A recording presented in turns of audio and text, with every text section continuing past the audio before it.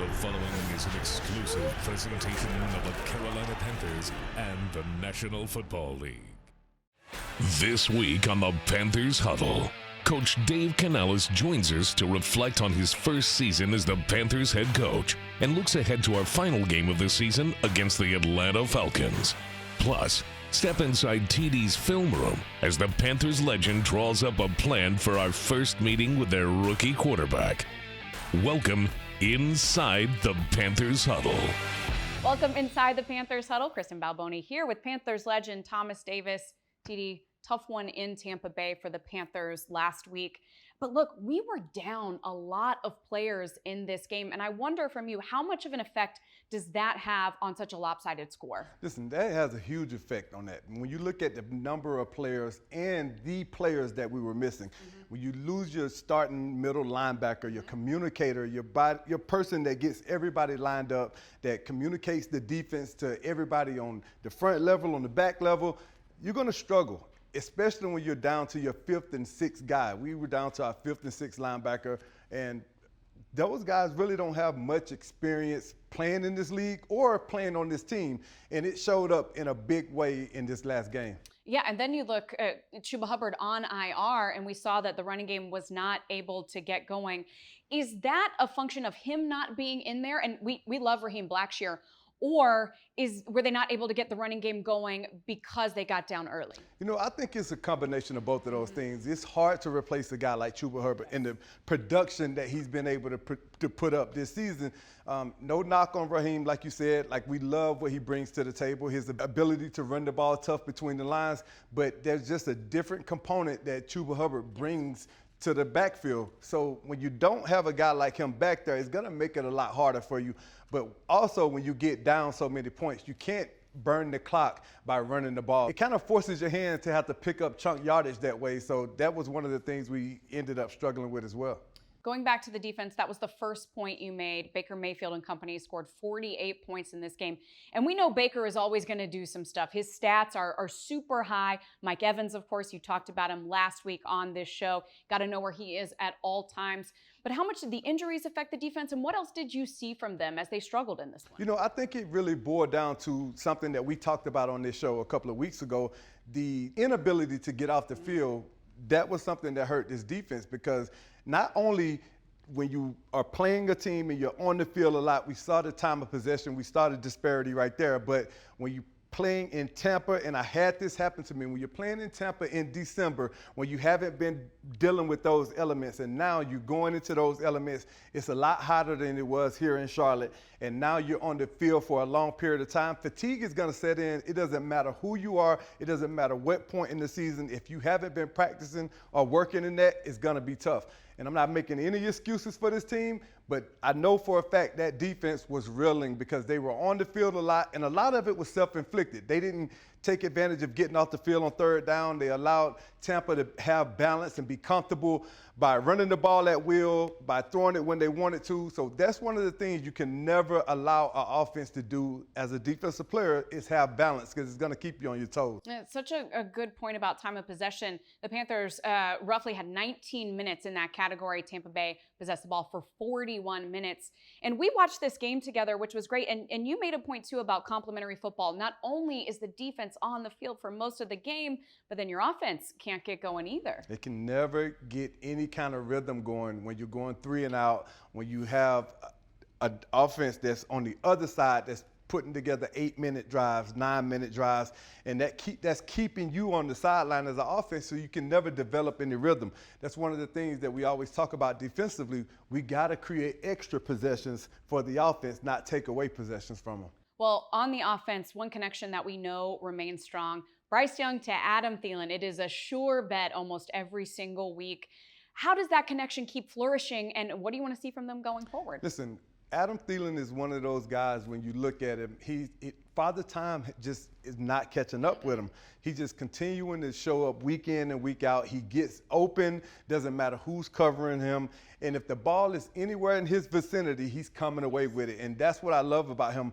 But when you look at him at his age right now, there were some guys that literally just got drafted And one in particular, I know very well, Tyke Smith. He ran a 4.440 at the combine. Adam Thielen ran right by him for that deep ball touchdown. And that really speaks to not only his ability to get open, but that shows me that the old man still has some will. So he ran by the young guy and came up with a huge touchdown for us. It's a crunch situation, whether it's fourth quarter, fourth down. We got to have it. The ball is going to Adam Thielen. And as a defensive player, you should know that. You should understand that. And they do, and they still can't stop it. And yeah, one of the things you can see on the sideline, like you mentioned, is Adam Thielen, he's mentoring Bryce. He's mentoring those young receivers, and that is what you really, really like to see. All right, let's talk about this game going forward. We're certainly going to be diving into that a lot this week. Atlanta. And the Panthers have one chance to finish strong. TD, we know and everybody else knows that this team is on an upward trajectory. So what can they go and do in this game? How do you want to see them finish? We got to play spoiler. No other thing that's going to happen in this game that's going to be better for me as a Georgia native that grew up with a lot of Georgia family members that are Atlanta Falcons fans. It would be nothing better than to see us go and play spoiler to their playoff hopes. They still have an opportunity by a slim margin, but they have to win this game. And it's not going to be an easy task, especially with us being down so many guys. But Michael Penix is a young kid. He's a young quarterback. He hasn't played a ton of football, but he is playing extremely well. But there are some ways and some things that we can take advantage of with this young quarterback. We're certainly going to dive more into that in TD's film room. That is coming up shortly. But right now, let's hear what the players have to say talking about facing Atlanta. A lot of respect for them as a team, as a unit on the defensive end. A lot of really good players, play really well together, play good football. So, for us during the week, we got to do everything we can to put ourselves in the position to execute. And, we know it's going to take everything to try to have some success. Today, probably one of our best Thursdays we've had as far as attitude, attention to detail, full speed. So that says a lot about the guys you have in the locker room, the leadership, and the want to, even when things aren't perfectly smooth or you're not in playoff contention, things like that. That's when you really find out who you are as a team. Coming up, Coach Canales sits down with us to talk about a rough showing in Tampa and previews our season finale against the Atlanta Falcons on the Panthers Huddle. This exclusive presentation of the Carolina Panthers Television Network is brought to you in part by Bank of America, the official bank of the Carolina Panthers.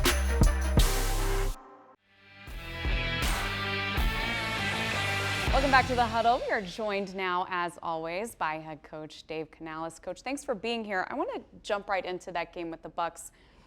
What was the conversation like with the team after that loss? Focusing on another opportunity to finish and going right to it. It's like, this is not our football. This is not how we play ball together. The execution, complementary football in all phases, right? Doing right. And it just wasn't us. And they knew that, and they had a very focused, very sobering look to them. And I said, but we got one more chance. We got one more chance to finish on our terms to get to our style of football. And that's still out there for us. And we'll get right back to work this week. We'll look at the Falcons and we'll get after it. Well, and you will be seeing a new quarterback for Atlanta in this game, Michael Penix Jr. What challenges does that present when you see a new guy this late in the season and then also a left-handed quarterback? Yeah, looking at the film, their system is their system. Zach Robinson has done a great job as their offensive coordinator this year, first year, establishing balance. Using both wonderful backs they have, Bijan Robinson and Tyler Algier, two guys with toughness, the good offensive line that they have, a bunch of skill players all over the place. And so Michael Penix is just asked to come in and just do his one part. Get him to the right runs, throw it to the first open guy. He's done a great job of that for the last couple weeks. So for us, we can rely on the film that we have to be able to say, guys, this is their system. They're going to have some wrinkles, but we know what they're going to do. And so let's just be ready to attack that part of it, and make it hard on the quarterback and the run game. And Coach, I know that this game is all about finishing, as you said, finishing the way you want to finish playing Panthers football. But there's a potential to spoil the Falcons' playoff chances a little bit. Is that extra motivation for the coaching staff and these guys? Not for me, not for us. The mentality for us is to find our best. It's the pursuit of growth, the pursuit of our personal development and becoming us. That's what the message has been from the beginning, and I want that to continue to be what motivates us. We cannot use external factors. We really got to get up this week. Yeah. That doesn't sustain. That doesn't work. What works is, can we dive into our processes? Can we be a little bit better here? Can we be a little bit better there? Can we shore up some things that are challenges for us so that we can play our best football? I've seen that work for years, you know, and for us, I want to be able to develop that mentality where it's about us pursuing our best and doing that for each other. Let honoring each other be the thing that drives us. We're certainly looking forward to this game, but we don't have a show next week. This is our last regular season show. So I want to know, after this Atlanta game is over, what is the focus for you and this coaching staff as you go into the offseason? Yeah, we all have to just get together. We have to have our meetings and talk about the year and plan, you know, the self-scout process, be able to look at all those things, you know, and just evaluate, you know, what we're doing. It's the start, stop, continue type of mentality. You know, what do we need to start doing? What do we need to stop doing? And what should we continue to do that's been working so well for us? And so we'll go through that process, you know, and hopefully, you know, after we finish this week and give everything we have and empty the tank, hopefully it's about reconnecting with our families, reconnecting with our communities, you know, and being able to just take some time to reflect on this whole season. And Coach, finally, you know, you and I sat upstairs almost a year ago when you were first hired. So I'm just wondering, as you reflect back on this first year as a head coach, the Dave Canales then and the Dave Canales now, what has this first year been like for you as head coach? So much new. Every week's a lesson. Every week is a growth opportunity. I've learned a lot about our team, our staff, the dynamics of how we work together and work through troubleshoot things, trying to find solutions. And I think just personally, you know, just thinking about all of the different ways that our lives are different, you know, and this was another message, you know, going out of, you know, entering the summer and then coming back for training camp and just talking to the players and saying, guys, cherish these moments because 6 months from now, we will all be different. So many things have changed from a football standpoint in our personal lives. People adding family members, people losing family members, tragedy that's happened, big things to celebrate. The whole spectrum of life, the full colorful spectrum of all the things that life brings. And so for me, just taking it in stride and just making sure that I can be able to reflect and look back on all the moments that we shared together. That is beautifully said. All right, Coach, thank you so much. One last time, a huge, huge thank you for your time, not just today, but all season long. We really appreciate it. Well, thanks for having me. I've really enjoyed it. Up next, Panthers legend Thomas Davis breaks down Falcons rookie Michael Penix Jr. in this week's Film Room on the Panthers Huddle.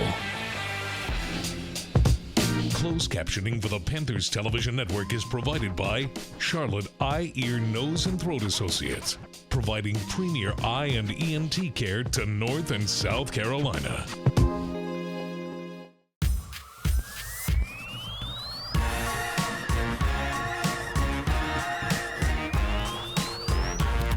It is time for TD's Film Room. And TD, you mentioned this earlier on in the show. We are going to focus on Michael Penix Jr. And one of the things that you talked to us about that might be the biggest difference is that he is a left-handed quarterback. You know a little something about left-handed quarterbacks. Absolutely. Mike Vick was a guy that in Atlanta, when it came to left-handed and throwing that football, he was that dude. And now they have another left-handed quarterback. So maybe that was kind of what they was thinking about when they went and got Michael Penix. Not nearly as fast as Michael Vick was, but one of the things that he can do like Michael Vick is put some zip on his football while booting out to the left. That's one of the biggest difference that this defense is going to have to deal with, a quarterback that's now booting to the left. When you play against quarterbacks, we didn't play against Tua this year.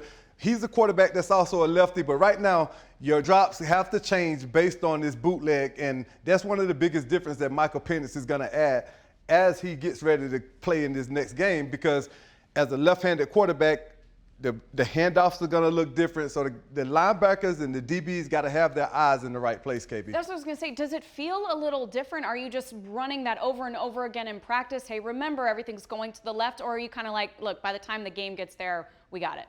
The coaches will have repped it enough in practice, because Normally, when you're playing a division team, you get to play the same style, you get to see the same plays, you can go back and watch film and know that they're going to run some of the same things, but it's going to look completely different with a left-handed quarterback. TD, one of the guys that I know you like a lot, and certainly Michael Penix Jr. likes a lot, is Drake London. Yes, Drake London is a big, fast, physical receiver, and people don't really look at the fact that this dude is a physical specimen. When he gets out on the field, he looks more like a tight end with the way and the style that he plays.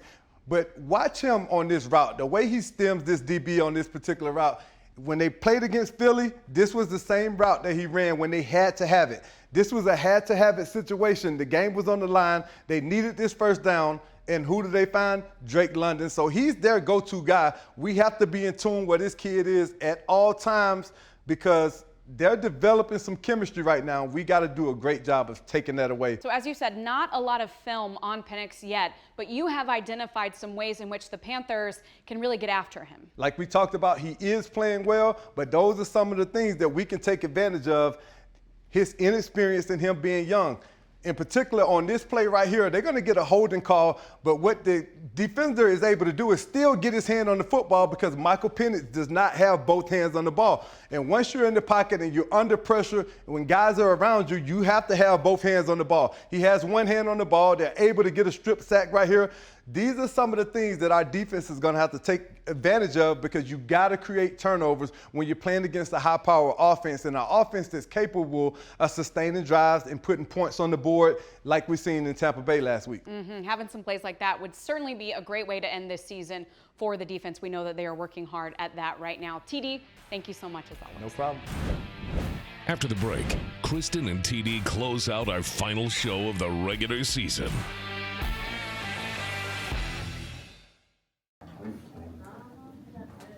Mr. Horn. What up, what up, what up? What's going on? What's happening? Good? Yes, sir. Chilling. Awesome, man. I just want to bring you up here, just congratulate you on making the Pro Bowl. I just got the news right. Who's snitching around here? My agent had just yeah. crazy, bro. Appreciate y'all, man. Yes, sir, man. I appreciate y'all. Thanks, guys. Hopefully we got a good enough angle right there. Huge congratulations to J.C. Horn on his first Pro Bowl. And TD, you know, the first 3 seasons he was not able to complete the season because of injury. So I imagine in his 4th season where he is able to play in all of the games, this Pro Bowl has got to be so validating for him. It's definitely validating, especially with all the people that were talking so much negativity about J.C. Horn. All they did was talk about how much he stayed injured, how much he wasn't available, but he's been available and he's been phenomenal. I seen a stat that I think he was like 50% completion rate, like something terrible for. They don't want wide receivers over on his side. They do not want to throw the ball to J.C. Horn's way because it's going to usually end up in an incompletion or something bad. So that was true indication of him being a shutdown corner this year. So hats off to J.C. Horn. Yeah, certainly we get to see him day in and day out, and we know how much of a competitor he is and how much that really aided him that he was not able to have a fully healthy season. So like you said, big congratulations to him. Okay, TD, though, now it is time for our Coke Spotlight. So who are you spotlighting this week in the last regular season game? Listen, without a doubt, KB, I have to spotlight this rookie class. Hats off to Dan Morgan. This guy, when he did his press conference, he said that he wanted to bring some dogs in, and he has absolutely done that. Xavier Legette, I feel like, ups and downs throughout the course of the season, but all in all, I'm excited with the progression of this kid. I feel like he's going to be a really good player for us. You know, we had a tough loss with JB going down after a couple of games, but we got to see glimpses of what he's going to be capable of moving forward. And not only the drafted guys, some of our undrafted guys made a huge impact. So that's one of the things that I'm extremely excited about because these guys got real game experience, and they're going to come back stronger and ready and excited and eager for next season. So that's one of the things that I'm absolutely excited about, Katie. Yeah, Jonathan Brooks, you mentioned there's so many other guys that we don't even have time to mention them. Your Jalen Cokers, your Damani Richardson, Shaw Smith-Wade. I mean, the list goes on. It does, and that is incredible. That is a great spotlight. So my Coke Spotlight is going to be a guy that's a little further along on his journey, but not by much. Bryce Young. What a season he has had, and he is ending the season so strong, so confident. We are seeing that Bryce Young that is a #1 overall draft pick. And TD, I cannot wait to see him in this last game and then beyond. What do you think he can do in this offseason to start season 3 out even stronger? You know, I think Bryce can really go back and watch the film and look at some of the things that he didn't do as well. And I think that's what he had the opportunity to do once he got sat down. He was able to not only see the things that he didn't do well, but he got to watch some of the things that Andy Dalton did well in his time on the field and some of the things Andy didn't do well as well. So he got the chance to learn and grow, and we got to see that growth. But one of the things that I love, and I'm not wishing bad on anybody, but we got to see a bit of a regression in C.J. Stroud, and we got to see a progression in Bryce Young. So I think that with all of the people that continue to talk so much noise on the outside, they can't really see what's going on right here at Bank of America. We got ourselves a very, very special player, a franchise quarterback, and I'm saying it right here. I said it this year earlier, and I'm saying it again. Bryce Young is a franchise quarterback, and I cannot wait to see this kid continue to grow as the years go on. Well said.